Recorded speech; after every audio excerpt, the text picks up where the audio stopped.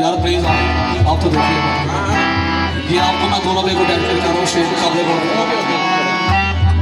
असद चुन के यार बनाया शोकादा असद चुन के यार बनाया शोकादा हमरे तेरा